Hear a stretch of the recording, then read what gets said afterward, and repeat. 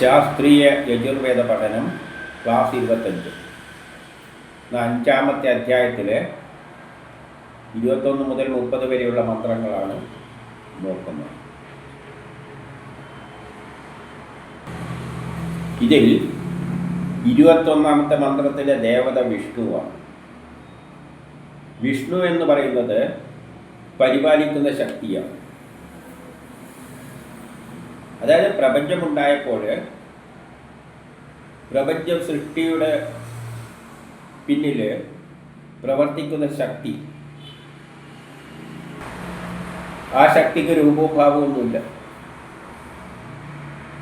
അതായത് പ്രപഞ്ചം സൃഷ്ടിക്കുന്നതിന് മുമ്പിൽ ഇവിടെ ഒന്നും തന്നെ ഉണ്ടായിരുന്നില്ല, പക്ഷേ ഒരു ശക്തി ഉണ്ടായിരുന്നു. ആ ശക്തിയാണ് പ്രപഞ്ചം ഉണ്ടാക്കിയത്. ആ ശക്തി തന്നെയാണ് പ്രപഞ്ചമായി മാറിയത്. കാരണം ഉണ്ടാക്കിയത് എന്ന് പറയുമ്പോൾ അതിന് മുമ്പിൽ വേറൊരു സാധനം വേണം ആ ശക്തിക്ക് ഉണ്ടാക്കാൻ.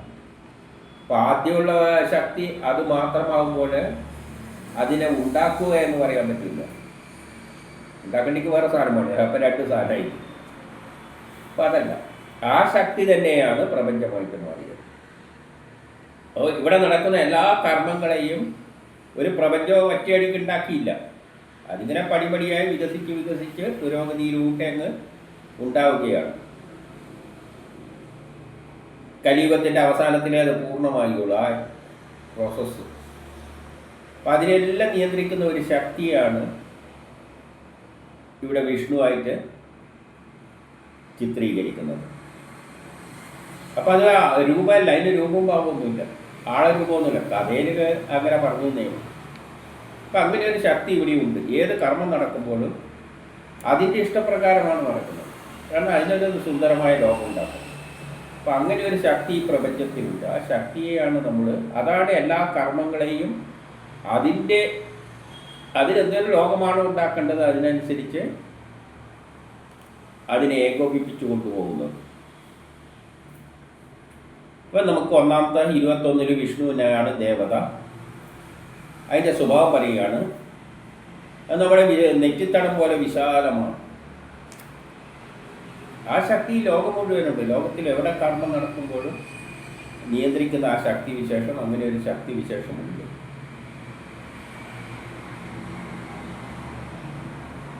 അത് നമ്മുടെ ചുണ്ടുകളെ പോലെയാണ്. ചുണ്ടുകൾ എന്തിനാണ് സഹായിക്കുന്നത്? സംസാരിക്കാൻ, വാക്കുകൾ. അപ്പം അതാണ്, അതിൻ്റെ ആജ്ഞ അനുസരിച്ചാണ് ലോകത്തിലുള്ള എല്ലാ കർമ്മങ്ങളും നിയന്ത്രിക്കുന്നത്. അത് എല്ലായിടവും വ്യാപിക്കുന്ന സൂര്യനെ പോലെയാണ്. സൂര്യൻ എന്ന് പറഞ്ഞാൽ പ്രകാശം എല്ലായിടവും പരത്തിക്കൊണ്ടു പോവുകയാണ്. അതുപോലെ അതും സൂര്യൻ നിയന്ത്രിക്കുന്നുണ്ട് നമ്മളെ നാഡികളിലൂടെ. അതേപോലെ അതും നമ്മളെ നിയന്ത്രിച്ചു കൊണ്ടുപോകുന്നുണ്ട്. അങ്ങനെ ഒരു ശക്തി വിശേഷം ഇവിടെ ഉണ്ട്. എല്ലാറ്റിനെയും ബന്ധനവും അതാകുന്നു, എല്ലാറ്റിനെയും ബന്ധിപ്പിക്കുന്നത്. കാരണം അത് തന്നെയാണ് എല്ലാമായി മാറിയത്. കാരണം അത് സൃഷ്ടിച്ചതല്ല. ഞാൻ പറഞ്ഞ സൃഷ്ടിക്കട്ടിക്ക് വേറൊരു സാധനം ഉണ്ടാകും, അത് മാത്രമേ ഉണ്ടായിരുന്നുള്ളൂ. അപ്പം അത് തന്നെയാണ് എല്ലാമായി മാറിയത്. അത് തന്നെയാകുമ്പോൾ എല്ലാമായെങ്കിൽ അത് തന്നെ എല്ലാത്തിനെയും ബന്ധിപ്പിച്ച് നിർത്തിയിട്ടുണ്ട്. അതുകൊണ്ട് തന്നെ നീയും വിഷ്ണുവാകുന്നു. അതായത് നമ്മളും ഏതാണ്? വിഷ്ണുവാണ്. കാരണം അത് തന്നെയാണ് നമ്മളും ആയത്. ഇപ്പം പ്രപഞ്ചത്തിൽ എന്തെല്ലാമുണ്ടോ അതെല്ലാമാണ് വിഷ്ണു. അത് വിഷ്ണു തന്നെയാണ്. വിലേഖ ശ്രീഹരിയാണ്, വിലേഖ ബ്രഹ്മമാണ്. അതിന് രൂപഭാവമൊന്നുമില്ല. അത് തന്നെയാണ് നമ്മളായത്. നമ്മളെല്ലാം നിയന്ത്രിക്കുന്നത് അത് തന്നെയാണ്. അപ്പം അങ്ങനെ ഒരു ശക്തി വിശേഷമുണ്ട് എന്ന് ആദ്യം നമ്മൾ തിരിച്ചറിയണം. ഇനി 22 മുതലുള്ള ഇതെല്ലാം യജ്ഞങ്ങളാണ്. അപ്പം നമ്മളെല്ലാം ചെയ്യുന്ന യജ്ഞങ്ങൾ ഇതിനു വേണ്ടിയാണ്, അതിൻ്റെ തീരുമാനം അനുസരിച്ചാണ്. അതിനൊരു സുന്ദരമായ ലോകം ഉണ്ടാക്കണം. അതിന് നമ്മളെ സൃഷ്ടിക്കുന്നു, നമ്മളെക്കൊണ്ട് യജ്ഞം ചെയ്യിപ്പിക്കുന്നു. അപ്പോൾ ഇനി യജ്ഞത്തിൻ്റെ മഹത്വമാണ് 22-ൽ പറയുന്നത്. യജ്ഞത്തിൻ്റെ കർത്താവായ വിഷ്ണുവിൻ്റെ പ്രേരണയാണ്. അപ്പോൾ ആ വിഷ്ണുവാണ് നമ്മളെ കർമ്മത്തിന് പ്രേരിപ്പിക്കുന്നത്. അതിലൂടെയാണ് പരിപോഷണവും പരിപാലനവുമെല്ലാം നടക്കുന്നത്. അപ്പം അതിലൂടെയാണ് പരിപോഷണം, ഈ ലോകത്തിൻ്റെ പുരോഗതി, നമ്മുടെ പുരോഗതി എല്ലാം സംഭവിക്കുന്നത്. പരിപാലനം നമ്മളിലൂടെയാണ് എല്ലാത്തിനെയും പരിപാലിക്കുന്നത്. നാം തന്നെ ആ വിഷ്ണുവാണ്, നമ്മിലൂടെയാണ്. ഇപ്പം നമ്മളെ വീട്ടിലൊരു പട്ടി ഉണ്ടെങ്കിൽ നമ്മൾ അതിനെ പരിപാലിക്കുന്നുണ്ടെങ്കിൽ ആ വിഷ്ണു നമ്മിലൂടെയാണ് ആ ജീവിയെ പരിപാലിക്കുന്നത്. അതുകൊണ്ട് ഞാൻ എന്ത് ചെയ്യുന്നു, അദ്ദേഹത്തിൻ്റെ യജ്ഞത്തെ സ്വീകരിച്ചു. എന്നെ സൃഷ്ടിച്ചത് എന്നിലൂടെ ലോക പുരോഗതി, പരിപാലനം, പോഷണം എല്ലാം നടത്താൻ വേണ്ടിയായതുകൊണ്ട് ഞാൻ അത് ഏതിലൂടെ നടക്കും, ഞാൻ യജ്ഞം ചെയ്യണം, അതിനെ അനുസരിച്ച് യജ്ഞം ചെയ്യണം. ഞാൻ ആ യജ്ഞത്തെ സ്വീകരിച്ചു. ഞാൻ അതുകൊണ്ടൊരു സ്ത്രീക്ക് സമാനമാണ്. വീട്ടിൽ ഏറ്റവും അധികം കാര്യങ്ങളെല്ലാം നോക്കി നടക്കുന്നത് സ്ത്രീകളാണ്. ഒരു പുരുഷൻ അങ്ങനെ ചെയ്യാൻ പറ്റില്ല, ഒരു സ്ത്രീകൾ ചെയ്യുന്ന തരത്തിൽ. അതുകൊണ്ട് നീ സ്ത്രീയാകുന്നു, അതായത് നമ്മൾ യജ്ഞം സ്ത്രീയാകുന്നു. എല്ലാ യജ്ഞങ്ങളും സ്ത്രീയാകുന്നതിന് ഒരു സ്ത്രീയോട് ഉപമിക്കാം യജ്ഞത്തെ, നമ്മൾ ചെയ്യുന്ന കർമ്മത്തെ.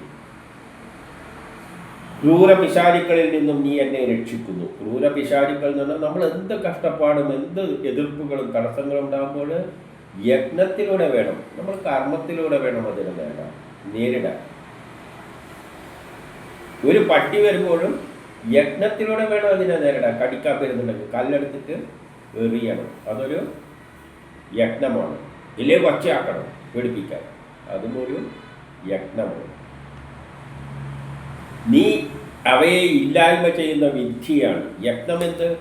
ഏത് തടസ്സങ്ങളെയും ഇല്ലായ്മ ചെയ്യാനുള്ള ഒരു വിദ്യയാണ് യജ്ഞം ചെയ്യുക.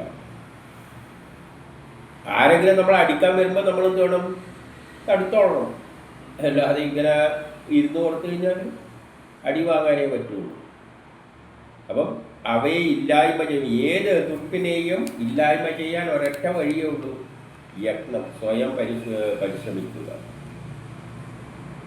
ഇന്ദ്രനായിക്കൊണ്ട് മധുരമായ ഗാനശകലങ്ങൾ ഉയർത്തുക. അപ്പോൾ യജ്ഞം ചെയ്യുമ്പോൾ അവിടെ യജ്ഞത്തെയും ഏകോപിപ്പിക്കുന്ന, നമ്മൾ ചെയ്യുന്ന കർമ്മങ്ങളെ ഏകോപിപ്പിക്കുന്ന ഒരു ശക്തിയുണ്ട്, അതാണ് ഇന്ദ്രൻ. അതിനുവേണ്ടി ഗാനമാലാപിക്കുക എന്ന് പറഞ്ഞാൽ പാടുന്ന ഗാനത്തിൽ എന്തായിരിക്കും ഉണ്ടാവുക, ഇന്ദ്രനെ പറ്റി പറയുന്ന ഇന്ദ്രൻ്റെ ഗുണഗണങ്ങളെ വർണ്ണിക്കുന്നതാണ്. അതായത് സയൻസാണ്, ശാസ്ത്രത്തിൻ്റെ അടിസ്ഥാനത്തിലാണ് ഇന്ദ്രൻ കർമ്മം ചെയ്യുകയുള്ളൂ.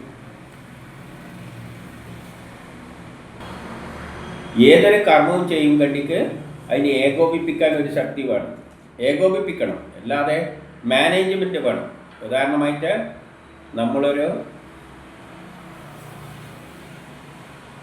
എന്തൊക്കെ ഒരു കർമ്മം ചെയ്യുകയാണ്, അതായത് ചായ ഉണ്ടാക്കിയ, ചായപ്പൊടി വെള്ളമെല്ലാം ഉണ്ടായത് കൊണ്ടൊന്നും അത് ചായ ആവില്ല. എന്ത് വേണം, നമ്മളതിനെ വേണ്ട തരത്തിൽ അത് ചായപ്പൊടി ഇട്ട്, പാൽപ്പൊടി, ഇപ്പോൾ പാല് കലക്കണ്ടിക്ക് തന്നെ പാലും വെള്ളവും ചേർന്നാൽ പാൽപ്പൊടിയും പാലും വെള്ളവും ചേർന്ന് കഴിഞ്ഞാൽ പാലായി മാറും, പാൽപ്പൊടിയും പാലും. അത് സയൻസാണ്. പക്ഷെ അതുകൊണ്ട് പാൽപ്പൊടി അവിടെ വെച്ച് കുറേ വെള്ളം ഒഴിച്ച് കഴിഞ്ഞാൽ അത് പാലാവില്ല. എന്ത് കൊടുക്കണം, അതിനെ ഇളക്കി കൊടുക്കണം. അത് സയൻസ് പറയില്ല. പാൽപ്പൊടിയും വെള്ളവും ചേർത്താൽ അത് പാലായി മാറുന്നത് സയൻസ് പറയും. പക്ഷെ അതിലിട്ട് ഇളക്കിയിലേക്ക് അത് അടിയിൽ കട്ട കെട്ടിട്ട് കിടക്കുകയുള്ളൂ, പാലാവില്ല. അപ്പോൾ ഏകോപിപ്പിക്കാനോ ഇത്രയും ചെറിയ കാര്യത്തിന് ഒരു ഏകോപനം വേണമെങ്കിൽ ഫാക്ടറിയിലെല്ലാം എന്തുണ്ട്, സൂപ്പർവൈസർ, എഞ്ചിനീയർ, അങ്ങനെ ഏകോപിപ്പിക്കാൻ കുറേ പേരുണ്ട്. അതുപോലെ ഓരോ പ്രവർത്തനം നടക്കുമ്പോഴും അതിൻ്റെ അകത്തെന്തുണ്ട്, കുറേ പ്രവർത്തനങ്ങൾ നടക്കുന്നുണ്ട്. ഇപ്പം നമ്മൾ ചോറുണ്ടാക്കുമ്പോൾ വെള്ളം ഇട്ട് കഴിഞ്ഞാൽ അടിയിൽ തീയും കൊടുക്കുന്നതിന് നമ്മൾ ഏകോപിപ്പിക്കുന്നുണ്ട്. പക്ഷെ അതിൻ്റെ അകത്തെന്ത് നടക്കുന്നുണ്ട്, വലിയൊരു പ്രവർത്തനം നടക്കുന്നുണ്ട്. അരിയില്ലാത്ത വലിയ മാറ്റങ്ങൾ സംഭവിക്കുന്നുണ്ട്. അപ്പോൾ അവിടെയും ഒരു ഏകോപിപ്പിക്കുന്ന ശക്തിയുണ്ട്, അതാണ് ഇന്ദ്രൻ. ആ ഇന്ദ്രൻ എങ്ങനെ ഏകോപിപ്പിക്കുകയുള്ളൂ, അത് സയൻസിൻ്റെ അടിസ്ഥാനത്തിലേ ഏകോപിപ്പിക്കുകയുള്ളൂ. സയൻസ് എന്താണ് പറയുന്നത്, അരിയും വെള്ളവും ചേർത്തിട്ട് ചൂടാക്കിയാൽ ചോറാകും. നേരെ മറിച്ച് അരി എടുത്തിട്ട് മണ്ണെണ്ണയിലിട്ടിട്ട് ചൂടാക്കിയാൽ ചോറാകുമോ, മണ്ണെണ്ണയിൽ അരി ഇട്ടിട്ട് ചൂടാക്കിയാൽ ചോറാകുമോ, ഇല്ല, സയൻസ് പറയുന്നില്ല. അപ്പോൾ ആ സയൻസിൽ നിന്നാണ് ഒരു പ്രേരക ശക്തി വന്നിട്ട് അതിനെ ചോറാക്കുന്നത്. ആ പ്രേരക ശക്തിയാണ് ഇന്ദ്രൻ. അപ്പോൾ ഇന്ദ്രന് നമ്മൾ എന്ത് വേണം, ഗാനങ്ങൾ ആലപിച്ചു കൊടുക്കണം. ഗാനം എന്ന് പറഞ്ഞാൽ സ്തുതിഗീതങ്ങൾ. അതായത് ശാസ്ത്രത്തിൻ്റെ അടിസ്ഥാനം. സ്തുതി ഏതിലാണുള്ളത്? വേദങ്ങളിൽ, സ്തോത്രങ്ങൾ. ആ സ്തുതിയുടെ അടിസ്ഥാനത്തിൽ ഇന്ദ്രനെ സമീപിച്ചു കഴിഞ്ഞാൽ നമ്മളെ യജ്ഞം പൂർത്തിയാകും. അപ്പം നമ്മളെ യജ്ഞത്തെ നിയന്ത്രിക്കുന്നത് വിഷ്ണുവാണ്, നമ്മളെ യജ്ഞത്തിനെ പ്രേരിപ്പിക്കുന്നത്. അങ്ങനെ നമ്മളെ യജ്ഞം ചെയ്യുമ്പോൾ അവിടെ ആരുണ്ട്? ഒരു അതിനെ ഏകോപിപ്പിക്കുന്ന ഒരു ശക്തി വിശേഷമുണ്ട്. അതാണ് ഇന്ദ്രൻ. അപ്പോൾ ഇന്ദ്രനെ അതിനെ ഏകോപിപ്പിക്കേണ്ടിക്ക് നമ്മൾ സയൻസിലൂടെ ചെയ്തു കൊടുക്കണം.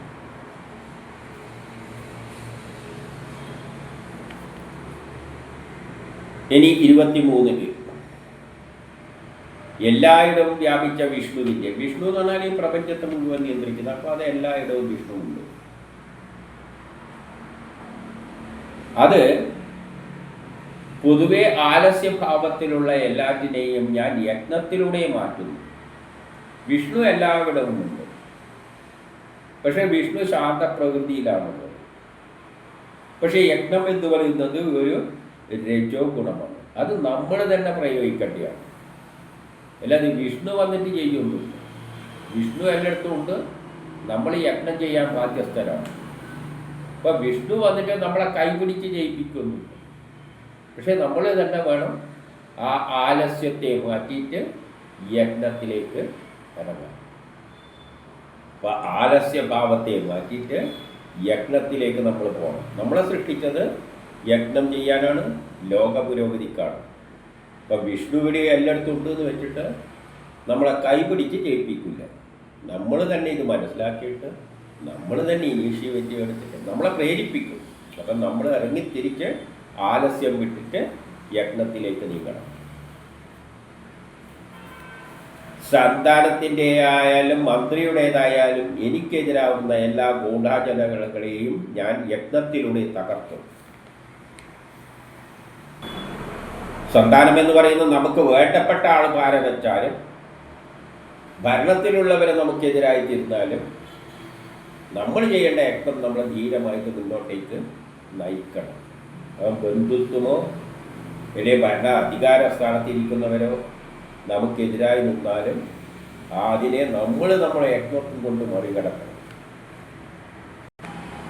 എനിക്ക് സമനായുള്ള ആളായാലും അല്ലെങ്കിലും ഞാൻ എനിക്കെതിരായ ഗൂഢാചരണകളെ ഞാൻ തകർക്കും. അപ്പോൾ ബന്ധുക്കളായാലും ഭരണത്തിലുള്ളവരായാലും സമന്മാരായാലും അല്ലാത്തവരായാലും പിന്നെ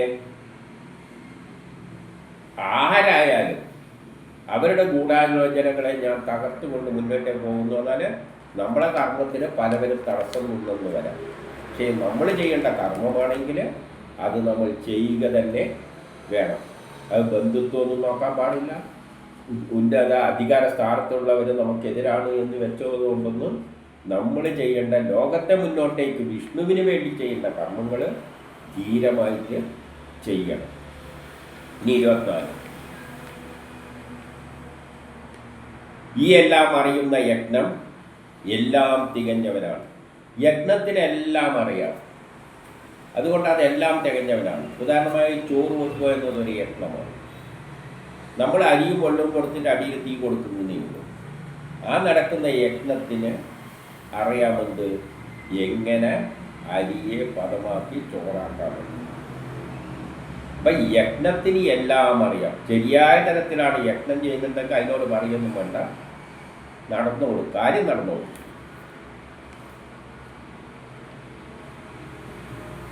അതിലൂടെ എൻ്റെ ശത്രുക്കൾ ഇല്ലാതാകുന്നു. എൻ്റെ തടസ്സങ്ങളെ യജ്ഞത്തിലൂടെയാണ് ഞാൻ തടസ്സങ്ങളെ മാറ്റുന്നത്. ഒരു പട്ടി വരുമ്പോൾ യജ്ഞം നടത്തുന്നത്, ഒരു കടിക്കാൻ വരുമ്പോൾ ഒരു കല്ലെടുത്തെറിയും. പിന്നെ ആ യജ്ഞം ചെയ്തോളൂ, നമ്മൾ പിന്നെ ഒന്നും ചെയ്യണ്ട. യജ്ഞത്തിനറിയാം കല്ല് പോയിട്ട് ആ പട്ടീൻ്റെ എറിഞ്ഞ ശരിക്കാണെങ്കിൽ അതിനെ മേത്ത് കൊണ്ടുപോയിട്ട് അതിനെ വേദനിപ്പിക്കണം. അപ്പോൾ പട്ടി ഓടിക്കോളും. പിന്നെയല്ലേ യജ്ഞം ചെയ്തോളൂ. അതിലൂടെ നമ്മുടെ ശത്രുക്കൾ ഇല്ലാതാകും. യജ്ഞം ചെയ്താലേ ശത്രുക്കൾ ഇല്ലാതാക്കുള്ളൂ. പിന്നെ നമ്മൾ ചെയ്യേണ്ട ചെയ്തു കൊടുക്കും. നമ്മളെന്താണോ ചെയ്യേണ്ടത് അത് ചെയ്തു കൊടുക്കണം. ഇപ്പോൾ ഒരു ബോംബ് പൊട്ടുന്നു എന്ന് വെച്ചോ, യുദ്ധസ്ഥലത്തേക്ക് ബോംബ് ഇടുന്നു എന്ന് വെച്ചോ, അതിൻ്റെ അകത്ത് കയറിയിട്ട് നമ്മളൊന്നും ചെയ്യുന്നില്ല. നമ്മൾ കൊണ്ടുപോയി ബോംബ് ഇട്ട് കൊടുക്കുന്നു. പിന്നെ എന്ത് ചെയ്യുന്നു? ആ ബോംബാണ് ബാക്കി, യജ്ഞമാണ് അതിൻ്റെ അകത്ത് എന്തെല്ലാം ചെയ്തിട്ട് ശത്രുക്കളെല്ലാം നശിപ്പിക്കുന്നതെല്ലാം അത് ചോദിക്കും. അപ്പം യജ്ഞം എല്ലാം അറിഞ്ഞതാണ്. പക്ഷേ നമ്മളെന്ത് വേണം? നമ്മൾ ചെയ്തു കൊടുത്താൽ മതി. ബാക്കിയെല്ലാം അത് നമ്മുടെ ശത്രുക്കളെയെല്ലാം അത് ഇല്ലാതാക്കിക്കൊള്ളും. നീ എല്ലാ കാലത്തിൻ്റെയും നാഥനാണ്. ഏത് കാലത്തും യജ്ഞത്തിലൂടെ മാത്രമേ നമുക്ക് രക്ഷപ്പെടാൻ പറ്റൂ. ആദിമ മനുഷ്യൻ തൊട്ട് യജ്ഞം ചെയ്തിട്ടാണ് നമ്മൾ മുന്നോട്ടേക്ക് പോകുന്നത്. നീ ശത്രുഹന്താവാണ്. ശത്രു എന്ന് പറഞ്ഞാൽ തടസ്സങ്ങൾ. നമ്മൾ ഏത് പ്രതിബന്ധങ്ങളെയും തടസ്സങ്ങളെയും നശിപ്പിക്കാൻ യജ്ഞത്തിലൂടെ കഴിയും. പക്ഷേ യജ്ഞം ചെയ്യാൻ വേണ്ടിക്ക് ചിലപ്പോൾ അതിന് വേണ്ട സാധനങ്ങളെല്ലാം മണന്ന് വെക്കും. ഇപ്പോൾ ചോറ്, വിശപ്പ് തീർക്കാൻ ചോറുണ്ടാക്കി കഴിച്ചാൽ മതി. പക്ഷേ ചോറിന് വേണ്ട സാധനങ്ങളൊന്നും ഇല്ലെങ്കിൽ നമ്മളെങ്ങനെ യജ്ഞം ചെയ്യും? അത് യജ്ഞത്തിൻ്റെ കുഴപ്പമല്ലല്ലോ. അപ്പം ഏത് പ്രതിബന്ധത്തെയും ഇല്ലാതാക്കാൻ യജ്ഞത്തിന് കഴിയും. പക്ഷേ യജ്ഞത്തിന് വേണ്ട യജ്ഞം ചെയ്യേണ്ടത് നമ്മളെ ജോലിയാണ്. അത് യജ്ഞത്തിൻ്റെ ബാധ്യതയല്ല. ചെയ്യേണ്ട സാധനങ്ങൾ കൊടുത്തു കഴിഞ്ഞാൽ അത് ശരിയാക്കി തരും. ഇപ്പോൾ നമുക്ക് തണുപ്പുണ്ടാക്കണോ, ഫാൻ വിചാരിച്ചാൽ നമുക്ക് തണുപ്പുണ്ടാക്കി തരും. അതിന് വേണ്ട എന്ത് വേണം? അതിന് വേണ്ട സ്വിച്ച് ഇടണം, വൈദ്യുതി കൊടുക്കണം, ഫാൻ വർക്ക് ചെയ്യുന്നതായിരിക്കണം. എങ്കിൽ മാത്രമേ യജ്ഞം നടക്കുകയുള്ളൂ. അപ്പോൾ ബാക്കി ചെയ്തു കൊടുക്കണേലും നമ്മൾ ചെയ്തു കൊടുത്താൽ യജ്ഞം എന്ത് ചെയ്യും? എല്ലാ ശത്രുതയും ഇല്ലാതാക്കും. അതുകൊണ്ട് പ്രജകളുടെ പതിയാണ് യജ്ഞം. എല്ലാ പ്രജകളുടെയും പതിക്ക് സമാനമാണ് യജ്ഞം. ക്രൂരന്മാരെ ഇല്ലാതാക്കും. എന്ത് ചെയ്യണം? ക്രൂരന്മാരെ ഇല്ലാതാക്കണിക്ക് നമ്മൾ യജ്ഞം ചെയ്യണം. ഏത് തരത്തിലൊന്നും അവരവർ തീരുമാനിക്കണം. ശത്രുക്കളെ അടിച്ചമർത്താണോ? ഇല്ല, പാടൊന്നുമില്ല. നമ്മൾ യജ്ഞം ചെയ്താൽ മതി. അതിനനുസരിച്ചിട്ടുള്ള യജ്ഞങ്ങൾ ചെയ്താൽ മതി. 25 പറയുകയാണ്, വിഷ്ണുവിനോടൊപ്പം വ്യാപിച്ച യജ്ഞത്തെ എല്ലാവർക്കുമായി സമർപ്പിക്കുന്നു. വിഷ്ണുവാണ് യജ്ഞം ഓരോ ആളെയും ഓരോ യജ്ഞത്തിലേക്ക് പ്രേരിപ്പിക്കുന്നത്. നമ്മളെ സൃഷ്ടിച്ചത് ലോക പുരോഗതിയിൽ പങ്കെടുക്കാൻ വേണ്ടിയാണ്. നമ്മളെ കാര്യം നോക്കി നടക്കുന്ന വേറെ കാര്യം. പക്ഷേ നമ്മളെ സൃഷ്ടിച്ചിരിക്കുന്നത് ആ ശക്തി വിശേഷം നമ്മളെ കൊണ്ട് കർമ്മങ്ങൾ ചെയ്യിപ്പിക്കാനാണ്. അതേപോലെ എല്ലാ ജീവജാലങ്ങളെയും സൃഷ്ടിച്ചിരിക്കുന്ന കർമ്മത്തിലേക്ക് നയിക്കുവാനാണ്. അതുകൊണ്ട് ഈ യജ്ഞം എല്ലാവർക്കുമായിട്ടാണ് സമർപ്പിച്ചിരിക്കുന്നത്. നമുക്ക് മാത്രമല്ല, വിഷ്ണു നമുക്കും ഈ ഉള്ള ലോകത്തിലെ എല്ലാറ്റിനും യജ്ഞങ്ങൾ. ചെടികൾക്ക് യജ്ഞമുണ്ട്. എന്താണ്? കായ്ക്കുക, ഇലയുണ്ടായി കൊടുക്കുക. എന്തിന്? ഇല മൃഗങ്ങൾക്കെല്ലാം കടിച്ചു തിന്നാൻ വേണം, നമുക്ക് പഴങ്ങൾ വേണം, പക്ഷികൾക്ക് വേണം. ഇങ്ങനെയല്ല. അതിനാണ് യജ്ഞം ചെയ്യുന്നത്. ക്രൂരന്മാരെയും പൈശാചികത്വവും പ്രവർത്തിക്കുന്നവരെയും യജ്ഞമില്ലാതാക്കും. അതെല്ലാം നമുക്കെതിരായിട്ട് എന്തെല്ലാം നിൽക്കുന്നു, അതുകൊണ്ട് അതിനുള്ള പാര നമ്മൾ തിരിച്ച് വെച്ചാൽ മതി. വിഷ്ണുവിനോടും മിത്രദേവനോടും യജ്ഞത്തിൽ ചേരട്ടെ പറയുകയാണ്. വിഷ്ണുവാണ് നമ്മളെ കൊണ്ട് യജ്ഞം ചെയ്യുന്നത്. അപ്പം വിഷ്ണു അതിൻ്റെ കൂടെ തന്നെ ഉണ്ടാവും. നമ്മൾ ചെയ്യുന്ന യജ്ഞത്തിന് വിഷ്ണു ചിലപ്പം കൂടെ നിൽക്കില്ല. ലോക പുരോഗതിക്കായിട്ട് നമ്മൾ ചെയ്യുന്നത് നമ്മളിലൂടെയാണ് ചെയ്യുന്നത്. അല്ലാതെ നമ്മൾ എന്തൊക്കെ ചെയ്യുന്നുണ്ടെങ്കിൽ അതിന് വിഷ്ണു ഉത്തരവാദിത്തമല്ല. പിന്നെ എന്ത്? മിത്രദേവൻ. വിഷ്ണുവാണ് നമ്മളെ യജ്ഞത്തിന് പ്രേരിപ്പിക്കുന്നതെങ്കിലും മിത്രദേവനും വേണം. മിത്രം എന്ന് പറഞ്ഞാൽ ഫ്രണ്ട്, അനുകൂലമായി നമ്മളെ കൂടെ നിൽക്കുന്നവർ. അനുകൂലമായ സാഹചര്യം ഒരു ദേവനായിട്ട് കാണിക്കുകയാണ്. അനുകൂലമായ സാഹചര്യം അത് നമ്മുടെ കൂടെ ഉണ്ടെങ്കിൽ നമ്മളെ കർമ്മങ്ങൾ ചെയ്യും. ഉദാഹരണമായിട്ട് നമ്മളൊരു ചെടി നട്ട് കളയാന്ന് വെച്ചിട്ട് നല്ല വെയിലുള്ള മഴയൊന്നും ഇല്ലാതെ വെള്ളവും കിട്ടാത്ത സ്ഥലത്ത് കൊണ്ട് ഇതിന് പാറപ്പുറത്ത് ഒരു ചെടി വെച്ചാൽ നന്നാകാൻ പോകുന്നില്ല. അതിനെ മറിച്ച് നല്ല സീസണിൽ മഴയെല്ലാം വരുമ്പോൾ അനുകൂലമായ സാഹചര്യത്തിൽ നമ്മൾ കർമ്മം ചെയ്യുകയാണെങ്കിൽ വിജയിക്കും. അപ്പം കാലം ആ വിഷ്ണു നമ്മളെ യജ്ഞത്തിന് പ്രേരിപ്പിക്കുന്നു. പക്ഷേ അനുകൂല സാഹചര്യം ഉണ്ടാകുമ്പോൾ മാത്രമേ ആ യജ്ഞം ചെയ്യുകയുള്ളൂ. ഈ യജ്ഞത്താൽ ഞാൻ നിങ്ങളെ പൊതിയുന്നു എന്ന് പറഞ്ഞാൽ നമ്മളെല്ലാം യജ്ഞങ്ങൾ കൊണ്ട് പൊതിയപ്പെട്ടിരിക്കുകയാണ്. പലതരം യജ്ഞങ്ങളാണ് നമ്മൾ ഓരോ നിമിഷവും ചെയ്തുകൊണ്ടിരിക്കുന്നത്. നമ്മളിപ്പോൾ ഇവിടെ അപ്ലോഡ് ചെയ്യുന്ന ഒരു യജ്ഞമുണ്ട്. അതേ സമയത്ത് തന്നെ നമ്മളെ ശ്രദ്ധ വേറെ എല്ലാം പോകുന്നുണ്ട്. വേറെ എന്തൊക്കെയോ ഇപ്പം വേണ്ടാതെ ശബ്ദം വരുന്നുണ്ടോ, ഇതെല്ലാം നമ്മൾ ശ്രദ്ധിക്കുന്നുണ്ട്. അപ്പം നമുക്ക് ഈ സൗണ്ട് ഓഫ് ആക്കണം. ഇനി ചിലപ്പോൾ നമ്മളെ വല്ല കൊതുകും കടിക്കുന്നുണ്ടെങ്കിൽ നമുക്ക് വേറെ ഉണ്ടാവില്ല. അപ്പോൾ നമ്മളെ ചുറ്റും പലതരം യജ്ഞങ്ങൾ വന്ന് നമ്മൾ പൊതിഞ്ഞ് കിടക്കുകയാണ്. തീരാത്ത കർമ്മങ്ങളാണ് നമുക്കുള്ളത് എന്നാണ് ഈ പറഞ്ഞതിൻ്റെ അർത്ഥം. ഒരു മനുഷ്യൻ ജനിച്ചു കഴിഞ്ഞാൽ അവന് ഒരു അനവധി കർമ്മങ്ങൾ, ഓരോ നിമിഷവും അവന് ഓരോ കർമ്മം ചെയ്തുകൊണ്ടിരിക്കുകയാണ്. ഓരോ നിമിഷവും.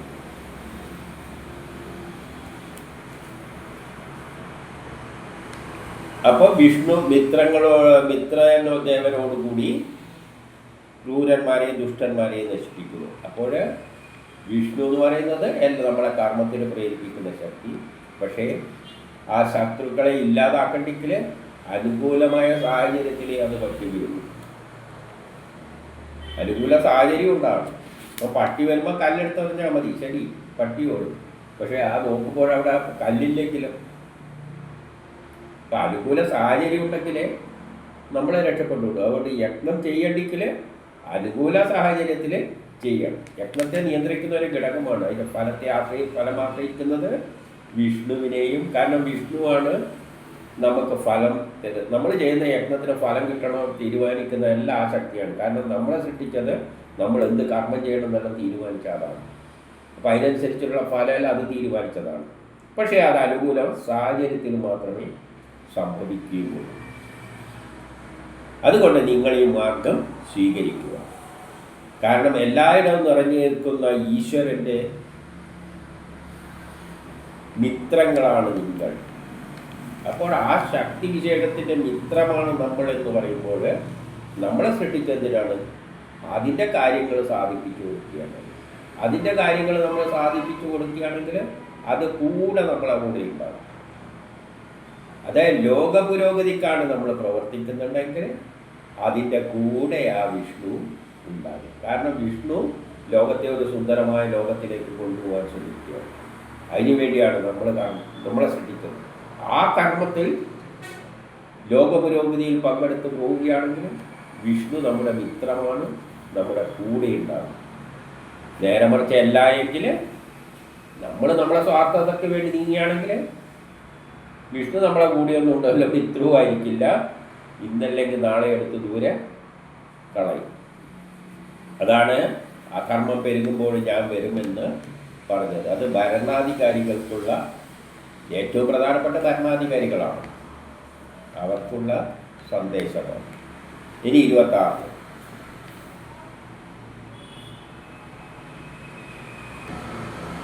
എല്ലാവരെയും ഉന്നതിയിലേക്ക് എത്തിക്കുന്ന ഈശ്വരൻ്റെ അനുഗ്രഹത്താൽ ഞാൻ യജ്ഞം കൈകൊള്ളുന്നു. എല്ലാവരെയും ഉന്നതിയിൽ ഒരു സുന്ദരമായ ലോകത്തിലേക്ക് എത്തിക്കാൻ വേണ്ടിയാണ് വിഷ്ണു ശ്രമിക്കുന്നത്. എല്ലാവരെയും, അതിന് പക്ഷപാതമൊന്നുമില്ല. ലോകത്തെ മുഴുവൻ ഒരു സുന്ദരമായ ഒരു വസുദേവ കുടുംബത്തിൽ, എല്ലാവരും ഒരു കുടുംബത്തിലെ അംഗത്തെപ്പോലെ, ജാതി മത ചിന്തകളൊന്നും ഇല്ലാതെ അങ്ങനെയുള്ള ഒരു ലോകത്തിലേക്ക് കൊണ്ടുപോകാനാണ് വിഷ്ണു ശ്രമിക്കുന്നത്. ആ യജ്ഞം ഈശ്വരൻ്റെ അനുഗ്രഹത്താൽ, അത് അനുഗ്രഹമാണ്. എല്ലാവർക്കും വേണ്ടി ഒരു സുന്ദരമായ ലോകം ഒരു കുടുംബത്തെ പോലെ ആക്കിയിട്ട് വസുദേവ കുടുംബം, അതിലേക്കാണ് കലിയുഗത്തിൻ്റെ അവസാനത്തിൽ എത്തുക. അത് എല്ലാവർക്കുമുള്ള അനുഗ്രഹമാണ്. ആ യജ്ഞം ഞാൻ കൈക്കൊള്ളുന്നു. ആ യജ്ഞത്തിലേക്കാണ് നമ്മൾ പങ്കെടുക്കേണ്ടത്. ലോക പുരോഗതിക്കായിട്ടാണ് പങ്കെടുക്കേണ്ടത്, അല്ലാതെ നമ്മുടെ സ്വാർത്ഥതയ്ക്ക് വേണ്ടി ആകരുത്. നീ സ്ത്രീയാണ്. അതുകൊണ്ട് തന്നെ യജ്ഞം എന്താണ്? സ്ത്രീക്ക് സമാനമാണ്. സ്ത്രീകളാണ് യജ്ഞം ചെയ്യുന്നത്. വീട്ടിലെ യജ്ഞമെല്ലാം എത്ര ചിട്ടയോടുകൂടിയാണ് അവർ ചെയ്യുന്നത്. അതുപോലെയാണ് യജ്ഞത്തിൻ്റെ അവസ്ഥ.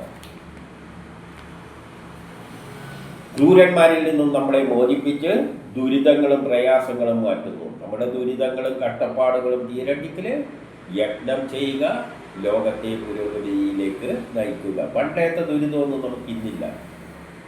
പണ്ട് നമ്മൾ എവിടെയെങ്കിലും പോകണമെങ്കിൽ നടന്നു പോകണം.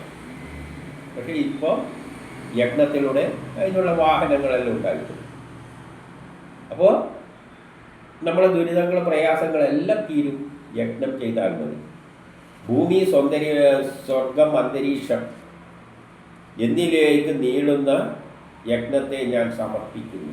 നമ്മുടെ യജ്ഞം എതുവരെ എത്തും? ഭൂമിയിൽ നിന്ന് അന്തരീക്ഷത്തിലേക്ക് കടന്ന് സ്വർഗം വരെ പോകും. നമ്മുടെ യജ്ഞം ഇവിടെ മാത്രം നിന്നാൽ പോരാ, സ്വർഗം വരെ എത്താം. കാരണം ബഹിരാകാശത്ത് പോയി നമുക്ക് താമസിക്കാം. ഇവിടെ സ്ഥലങ്ങളിലേക്ക് അവിടെ പോയി താമസിക്കാം, സുഖമാണ്. അതുകൊണ്ട് നമ്മളായ യജ്ഞങ്ങൾ എവിടെയെല്ലാം ഉണ്ട്. യജ്ഞം എവിടെ? ലോകത്തിൽ, പ്രപഞ്ചത്തിൽ എല്ലായിടത്തും നടക്കുന്നത്. ഈ സൂര്യന്റെ ഭൂമിയിൽ നമ്മളുണ്ട് എന്ന് വെച്ചിട്ട് ഇങ്ങനെ എത്രയോ സൂര്യന്മാരെ ആകാശത്തിലുണ്ട്. അതിലെല്ലാം ഭൂമികളുണ്ടാവും, അതിലെല്ലാം മനുഷ്യരുണ്ടാവും. അവിടെയെല്ലാം യജ്ഞം നടന്നുകൊണ്ടിരിക്കുകയാണ്. പിതൃസങ്കേതങ്ങളെയും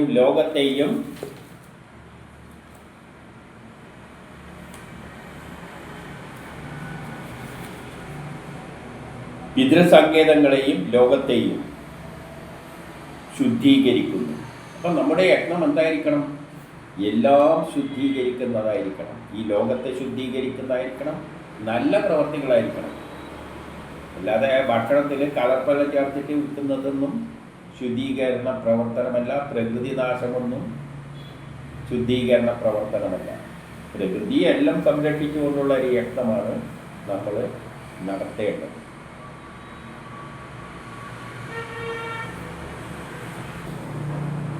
27. യജ്ഞത്തിലൂടെ സ്വർഗം ഔന്നത്യം പ്രാപിക്കുന്നു. സ്വർണം എന്ന് പറഞ്ഞാൽ പ്രപഞ്ചം മുഴുവൻ, ലോകം മുഴുവൻ ഔന്നത്യം പ്രാപിക്കുന്നു. യജ്ഞം എവിടെയെല്ലാം നടക്കുന്നുണ്ട്? ഇവിടെ മാത്രമല്ല, സ്വർഗത്തിലെല്ലായിടത്തും ഭൂമി പോലെയുള്ള ഗ്രഹങ്ങളുണ്ട്. അവിടെയെല്ലാം മനുഷ്യരുണ്ട്. അവിടെയെല്ലാം യജ്ഞങ്ങൾ നടക്കുന്നുണ്ട്. നമ്മൾ ഈ ഭൂമിയിൽ മാത്രമാണെന്ന് ചിന്തിക്കട്ടെ. എത്രയോ ഭൂമികൾ പ്രപഞ്ചമുണ്ട്. 7 ലോകമുണ്ട്, 49 മരുത്തുക്കളുണ്ട്. അതിലെല്ലാം എത്രയോ സൂര്യന്മാരുണ്ട്. അതിലെല്ലാം ഇതേപോലെ മനുഷ്യ ഭൂമിയുണ്ട്. അവിടെ യജ്ഞങ്ങൾ നടക്കുന്നുണ്ട്. യജ്ഞത്തിലൂടെ അന്തരീക്ഷം സംരക്ഷിക്കപ്പെടുന്നു. യജ്ഞത്തിലൂടെ അന്തരീക്ഷത്തെ സംരക്ഷിക്കണം. പരിസര മലിനീകരണം എന്നെല്ലാം പറയുന്നതാണ് ഇവിടെ പറയുന്നത്. അന്തരീക്ഷത്തിൽ പൊല്യൂഷനെല്ലാം ഉണ്ടാക്കി വിട്ടുകൂടാ.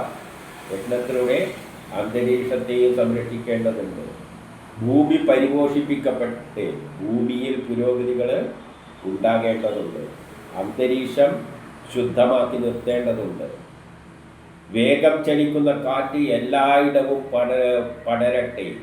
കാറ്റ് സ്വതന്ത്രമായി കാറ്റടിക്കാനുള്ള സംവിധാനങ്ങൾ ഉണ്ടാകണം. ഇന്ന് എന്ന് വെച്ച് ഇന്നത്തെ അവസ്ഥ എന്താണ്?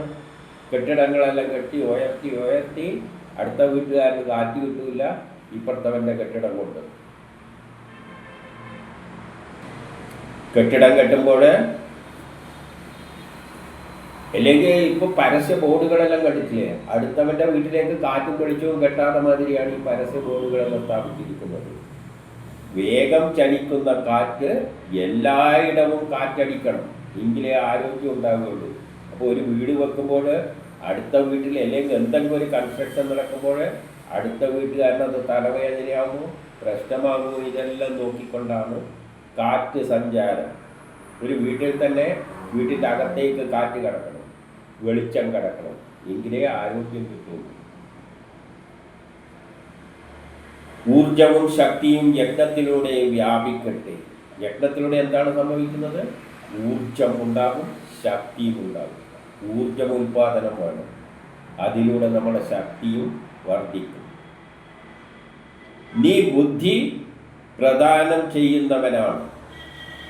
അപ്പം യജ്ഞം നടത്തുമ്പോൾ യജ്ഞം നടത്തേണ്ട ശാസ്ത്രജ്ഞാനം നമുക്ക് വേണ്ടി വരും. അപ്പോഴാണ് നമ്മൾ ചിന്തിക്കാൻ തുടങ്ങുന്നത്. അപ്പം നമുക്ക് ബുദ്ധിയും പ്രദാനം ചെയ്യും. നമ്മൾ ദിവസവും സഞ്ചരിക്കേണ്ട ആവശ്യം വരുമ്പോൾ നമ്മൾ ആലോചിക്കും, അയ്യോ ഇതിനെ എളുപ്പമാക്കാൻ എന്താ വഴിയെന്ന്. അങ്ങനെയാണ് മനുഷ്യർ എന്തുണ്ടാക്കിയ വാഹനങ്ങൾ ഉണ്ടാക്കിയ. പിന്നെ ഇത്രയും വേഗത്തിൽ പോയാൽ പോരാ, വേഗത്തിൽ തടഞ്ഞു വെച്ചപ്പോൾ വിമാനങ്ങൾ ഉണ്ടാക്കി. അപ്പോൾ അതിനനുസരിച്ചുള്ള ബുദ്ധിയും പ്രദാനം ചെയ്യും യജ്ഞം. നിന്നിലൂടെ ഐശ്വര്യവും ക്ഷത്രിയ ശാസ്ത്ര സ്വഭാവവും കൈവരിക്കട്ടെ. അപ്പോഴാണ് നമ്മളെ യജ്ഞത്തിലൂടെയാണ് നമ്മളെ ധീരന്മാരാകുന്നത്. ശാസ്ത്ര സ്വഭാവം എന്ന് പറഞ്ഞാൽ എല്ലാവരെയും നയിക്കാനുള്ള ഒരു കരുത്ത് നമുക്കുണ്ടാകും. യജ്ഞത്തിലൂടെയാണ് അത് നേടുന്നത്, ഒരാൾ അതുപോലെ ബ്രഹ്മബലവും ക്ഷത്രബലവും വർദ്ധിക്കണം, ബുദ്ധിശക്തി വർദ്ധിക്കണം, ധീരന്മാരെ നമ്മളെ നയിക്കാനുള്ള ശക്തി വർദ്ധിക്കണം. ഇതെല്ലാം യജ്ഞത്തിലൂടെയാണ് നേടുന്നത്. പഠിക്കാതെ എങ്ങനെ ബുദ്ധി കിട്ടുന്നു? ആയുസ് വർദ്ധിക്കണം, യജ്ഞത്തിലൂടെ നമ്മുടെ ആയുസ്സും വർദ്ധിപ്പിക്കണം. അർപ്പിക്കുന്ന ഫലം ഹവിസ് ഫലം നൽകട്ടെ. അതിനെന്ത് വേണം? ഹവിസ്സുകൾ അർപ്പിക്കണം. ഹവിസ് എന്ന് പറഞ്ഞാൽ നമ്മൾ ഇൻപുട്ട് കൊടുക്കണം. നമുക്ക് ഊർജം കിട്ടണമെങ്കിൽ എന്ത് വേണം? ഭക്ഷണം കഴിക്കണം. അതിന് വേണ്ടിയുള്ള എല്ലാ സമീകൃതമായ ഭക്ഷണം ഹവിസ് നമ്മളെ വയറ്റിലേക്ക് എത്തണം. നമുക്ക് വല്ല വാഹനം ഉണ്ടാക്കണമെങ്കിൽ അതിന് വേണ്ട സാധനങ്ങളെല്ലാം കൊടുക്കണമെങ്കിലല്ലേ വാഹനമായി മാറും. അപ്പോൾ ഹവിസ് അർപ്പിക്കുക. യജ്ഞം ചെയ്യുമ്പോൾ ഹവിസ് കൊടുത്തിട്ടേ യജ്ഞം ചെയ്യാൻ പറ്റും. ഒരു യജ്ഞം ചെയ്യണമെങ്കിൽ ചോറുണ്ടാക്കണമെങ്കിൽ തന്നെ വെള്ളവും അരിയും കൊടുക്കണം. അപ്പോൾ ഹവിസ്സുകൾ ഉപയോഗിച്ചുകൊണ്ട് യജ്ഞം ചെയ്യുക. ഇനി 28 യജ്ഞം ഉറച്ചു നിൽക്കും. യജ്ഞം ചെയ്തു കഴിഞ്ഞാൽ നമ്മൾ ഇരിക്കുന്ന സ്ഥലത്ത് ഉറച്ചിരിക്കാം. യജ്ഞം നടത്തുന്ന യജമാനൻ സന്താനങ്ങളും ഗോക്കളും എല്ലാമായി ഉറച്ചു നിൽക്കും. യജ്ഞം ചെയ്യുമ്പോൾ നമുക്കെന്ത് പറ്റും? അതിനുള്ള വരുമാനം ഉണ്ടാകും. നമ്മളെ സന്താനങ്ങളും നമ്മളെ ഗോക്കൾ എന്ന് പറഞ്ഞാൽ പശുക്കൾ, അത് കന്നുകാലികളെല്ലാം സ്ഥിരമായിട്ട് നിൽക്കും. യജ്ഞം ചെയ്യാതെ വീട്ടിലിരുന്ന് കഴിഞ്ഞാൽ പിറ്റേന്ന് മുതൽ പശുവിനെ പിടിച്ച് പശുക്കളുണ്ടെങ്കിൽ ഓരോ ദിനം വിറ്റ് തിന്നാൻ തുടങ്ങും. അപ്പം യജ്ഞം ചെയ്ത് കഴിഞ്ഞാൽ സന്താനങ്ങളും ഗോക്കളും എല്ലാം സ്ഥിരമായി നിൽക്കും, ഉറച്ചു നിൽക്കും. ആകാശത്തിലെയും ഭൂമിയിലുമെല്ലാം കൃതം നിറയും. നന്മ ആഗ്രഹിക്കുന്നവർക്ക് ലഗ്നം തണൽ നൽകും. നന്മ ആഗ്രഹിക്കുന്നുണ്ട്, ആരെങ്കിലും നന്മ ആഗ്രഹിക്കുന്നുണ്ടെങ്കിൽ യജ്ഞം ചെയ്യുക, അവരത് തണൽ നൽകും, സംരക്ഷണം നൽകും. ഇനി 29 ഇന്ദ്രനാണ് ദേവത. ഞാൻ നേരത്തെ പറഞ്ഞു, നമ്മൾ ചെയ്യുന്ന യജ്ഞങ്ങളെ ഏകോപിപ്പിക്കുന്ന ശക്തി വിശേഷമാണ് ഇന്ദ്രൻ. നമ്മൾ നിന്റെ എല്ലാ ഭാഗത്തു നിന്നും സ്തുതിക്കുന്നു എന്ന് പറഞ്ഞാൽ ഇന്ദ്രന് യജ്ഞം പൂർത്തീകരിക്കേണ്ടിക്ക് സയൻസിൻ്റെ അടിസ്ഥാനത്തിൽ ചെയ്തു കൊടുക്കണം. സയൻസിൻ്റെ അടിസ്ഥാനത്തിൽ ചെയ്താൽ യജ്ഞം പൂർണ്ണമാവുന്നു. സയൻസ് എന്ന് പറയുന്നത് അരി വെള്ളത്തിലിട്ട് ചൂടാക്കിയാൽ ചോറാവുന്നതാണ്. എന്താ വെള്ളത്തിന് പകരം മണ്ണെണ്ണ എടുത്തിട്ട് അരി ഇട്ട് ചൂടാക്കിയാൽ ചോറാവില്ല. അപ്പം ഇതിനെയെല്ലാം കൊടുക്കുന്ന വസ്തുവിനെ ചോറാക്കി മാറ്റുന്നത് ഇന്ദ്രനാണ്. അപ്പോൾ വെള്ളത്തിലിട്ട് കൊടുത്താൽ, സയൻസിൻ്റെ അടിസ്ഥാനത്തിൽ കൊടുത്താൽ മാത്രമേ സയൻസിൽ നിന്നുള്ള പ്രേരക ശക്തി ഇന്ദ്രൻ അതിനെ ചോറാക്കിയുള്ളൂ. അല്ല മണ്ണെണ്ണയിലിട്ട് കൊടുത്തു കഴിഞ്ഞാൽ എന്തായിരിക്കും സംഭവിക്കുക ചിന്തിച്ചാൽ മതി. ഇന്ദ്രൻ ആ തരത്തിൽ അത് കുളമാക്കി തരും. എല്ലാ കാലത്തും ഇന്ദ്രനിൽ നിന്നും ലഭിക്കുന്ന സേവനം ഞങ്ങൾ മൂലം പിതൃക്കൾക്ക് ലഭിക്കട്ടെ. നമ്മളെ സൃഷ്ടിച്ചതിന് വേണ്ടിയാണ്, കർമ്മം ചെയ്യാനാണ്, യജ്ഞം ചെയ്യാനാണ്. ആ യജ്ഞത്തെ സഹായിക്കുന്നത് ഇന്ദ്രനാണ്. അപ്പം ഇന്ദ്രൻ്റെ സഹായത്തോടു കൂടി നമ്മൾ കർമ്മങ്ങൾ ചെയ്താൽ അതിൻ്റെ ഫലം കിട്ടുന്ന ആർക്കാണ്? പിതാക്കൾക്കാണ്, നമ്മുടെ പൂർവികർക്കാണ്. പൂർവികരാണ് നമ്മളെ സൃഷ്ടിച്ചിരിക്കുന്നത്. ഇതിനു വേണ്ടി അവർ തുടങ്ങി വെച്ച കർമ്മങ്ങൾ പൂർത്തീകരിക്കാൻ വേണ്ടി. കഴിഞ്ഞ തലമുറ ചെയ്ത പ്രവൃത്തികളുടെ തുടർച്ചയാണ് നമ്മൾ ചെയ്യുന്നത്. അവർ ചിലപ്പോൾ മൺമറഞ്ഞു പോയിട്ടുണ്ടാവും, പിതൃക്കളായിട്ടുണ്ടാവും. പക്ഷെ അവർ നമ്മളിൽ വിശ്വാസം അർപ്പിച്ച് ഇവനിത് ചെയ്തു തീർക്കുമെന്ന വിശ്വാസത്തിലാണ് ചെയ്ത് പകുതിയാക്കി നമ്മളെ ഏൽപ്പിച്ചിരിക്കുന്നത്. അപ്പം നമ്മൾ യജ്ഞം ചെയ്യുമ്പോൾ അവർ ഹാപ്പിയായി എന്ന് പറയുന്നത്. കാരണം നമ്മളുടെ ആ പ്രതീക്ഷ അർപ്പിച്ചിട്ടാണ് അവർ പോയത്. ഇനി 30 യജ്ഞം തന്നെയാണ്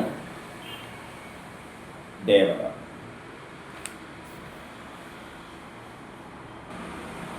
ഈ യജ്ഞം വിഷ്ണുവിൻ്റെ ചക്രമാണ്, കാലചക്രമാണ്. വിഷ്ണുവിൻ്റെ കാലചക്രത്തിനനുസരിച്ചാണ് നമ്മൾ യജ്ഞങ്ങൾ ചെയ്യുന്നത്. നമ്മളെ സൃഷ്ടിച്ചത് കർമ്മം ചെയ്യാനാണ്. കാലമനുസരിച്ച് പുരോഗമിക്കും, അതിനനുസരിച്ച കർമ്മങ്ങൾ നമ്മൾ ചെയ്യും. അപ്പം വിഷ്ണുവിൻ്റെ കാലചക്രം തന്നെയാണ് യജ്ഞം. ഇന്ദ്രന്റെ ബന്ധുവുമാണ് വിഷ്ണു, അല്ല ഇന്ദ്രന്റെ ബന്ധുവുമാണ് യജ്ഞം. ഇന്ദ്രൻ യജ്ഞവുമായിട്ട് ബന്ധപ്പെട്ടാണ് ഇരിക്കുന്നത്. എല്ലാ യജ്ഞങ്ങളെയും പൂർത്തീകരിക്കുന്നതാണ്, അതിനെ ഏകോപിപ്പിക്കുന്ന, യജ്ഞങ്ങൾക്കകത്തിരുന്നു കൊണ്ട് അതിനെ ഏകോപിപ്പിക്കുന്ന ശക്തിയാണ് ഇന്ദ്രൻ. അപ്പോൾ ഇന്ദ്രൻ അതിൻ്റെ ബന്ധുവാണ്. ഇന്ദ്രനും ദേവതകളുമെല്ലാം യജ്ഞം തന്നെ. യഥാർത്ഥത്തിൽ ഇതിനെയെല്ലാം തന്നെ യജ്ഞമായിട്ട് നമ്മൾ കണ്ടായിരുന്നു. നമ്മളെ സൃഷ്ടിച്ചത്, ഇന്ദ്രനെ സൃഷ്ടിച്ചത്, എല്ലാത്തിനും വസ്തുക്കളെ സൃഷ്ടിച്ചതും എല്ലാം യജ്ഞം നടത്താൻ വേണ്ടി തന്നെ. അപ്പോൾ ഇതെല്ലാം യജ്ഞമായിട്ടങ്ങ് കണ്ടാൽ മതി. യഥാർത്ഥത്തിൽ ഇന്ദ്രനായാലും നമ്മളായാലും എല്ലാം യജ്ഞത്തിൻ്റെ ഉപകരണങ്ങൾ മാത്രമാണ്. അപ്പോൾ നമ്മളെല്ലാം യജ്ഞം തന്നെ. യജ്ഞം തന്നെ ഉപകരണങ്ങൾ അടക്കമല്ലേ യജ്ഞമാവുള്ളൂ. അപ്പം നമ്മളെല്ലാം യജ്ഞങ്ങൾ തന്നെ. എല്ലാ വിശ്വദേവതകളും യജ്ഞം തന്നെ.